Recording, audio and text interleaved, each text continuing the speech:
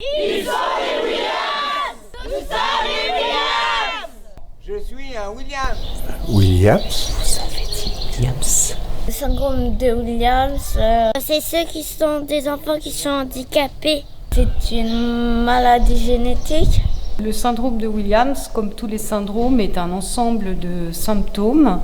Les enfants présentent des caractéristiques physiques particulières, à savoir un visage dit d'elfe, un petit nez rond, des yeux bridés avec un iris étoilé, une bouche large avec une lèvre inférieure un peu épaisse et un cou long. Je suis quelqu'un comme les autres, normal. Certes avec un handicap, mais je suis normal quand même, donc j'ai les pieds, des jambes, des bras. Un syndrome, ça décèle très souvent un handicap, et le handicap nous accompagne toute la vie. Elle est pleureuse. Ah, mais elle est chez toi. L'échec scolaire, c'était moyen.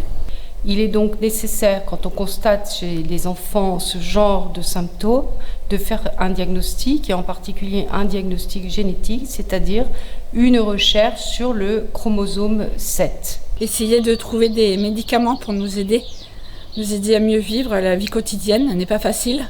Sur le chromosome 7, il y a ce qu'on appelle une délétion chromosomique, c'est-à-dire une branche du chromosome 7 qui est absente. Le plus gros de la recherche a été fait lorsqu'en 1993, on a découvert d'où venait le syndrome de Williams, c'est-à-dire la délétion du chromosome 7. Aujourd'hui, on ne sait pas réparer les chromosomes. La recherche avance, mais pour le moment, il n'y a rien de concret qui soit spécifique à notre syndrome. Je leur dis que c'est une maladie génétique, que c'est pas de la faute de moi ni de mes parents, que je suis née avec cette maladie. Alors l'association Williams-Rhône-Alpes existe depuis plus de 20 ans. Et, par exemple, les petites, en taille, les petites, elle fait plus enfant qu'elle devrait être à son âge.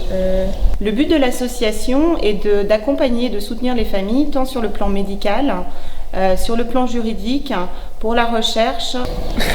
Elle parle beaucoup. Ça, c'est vrai.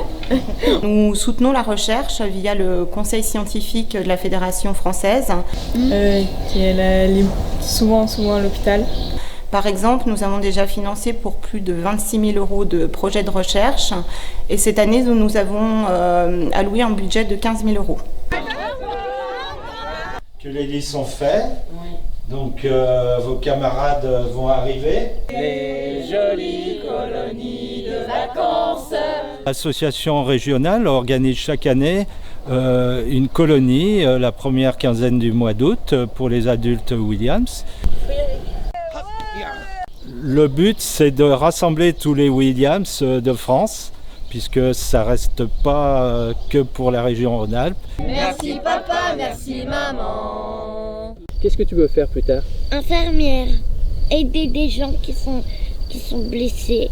Le coût de ces colonies spécialisées est important, donc le rôle de l'association est d'aider les familles, et elle participe pour une partie au coût de cette colonie. Tous les ans, je voudrais que ça commence. On est Williams. J'adore quand il y a le soleil, ça me réchauffe le cœur. C'est compliqué pour nous de vivre comme ça. Parce qu'on a souvent des rendez-vous médicaux, on est souvent très fatigués. Et qu'on essaye de vivre comme ça, mais c'est pas facile tous les jours.